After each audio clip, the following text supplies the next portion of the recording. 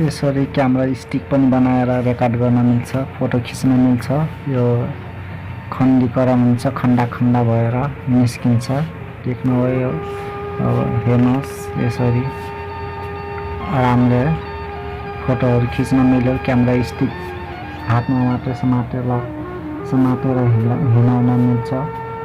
अनि अब यसको जोड्ने फेरि यसरी हेर्नुहोस्, यसरी जोड्नुपर्छ यसलाई। त्यो ठ्याक्कै त्यसमा पाइपको उसमा घुसाइदिनुपर्छ। हेर्नुहोस्, यसरी हामीले रेकर्ड गर्न मिल्छ। र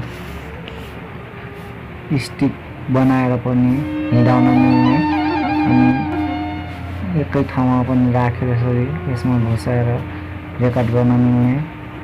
हेर्नुहोस्, यसरी खण्डीकरण हुन्छ यो। हेर्नुहोस् कस्तो छ। मन पर्यो लाइक, सेयर, सब्सक्राइब गर्नुभएको छैन भने सब्सक्राइब गरिदिनु होला। यस्तो तपाईहरुलाई चाहिने यस्तो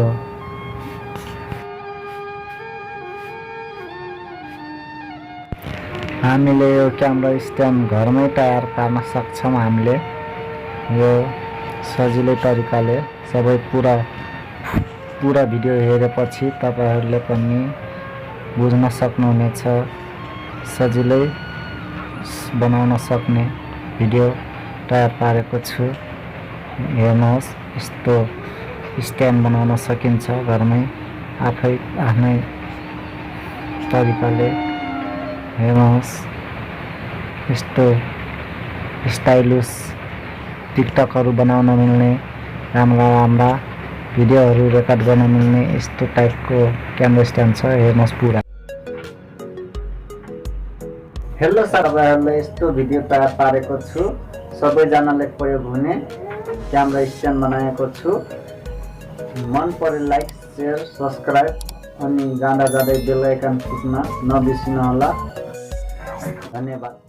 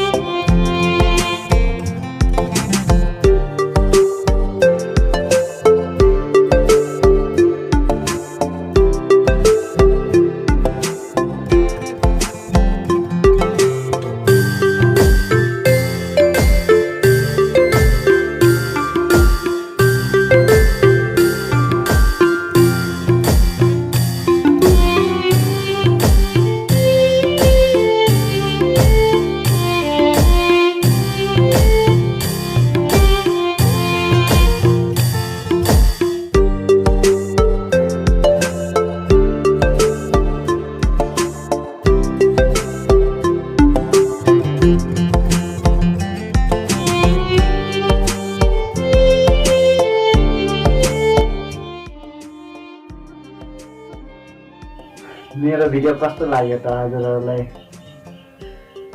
राम्रो लाग्यो भने एक लाइक शेयर सब्सक्राइब गरेर जाँदा जाँदै बेल आइकन थिच्न नबिर्सिनुहोला।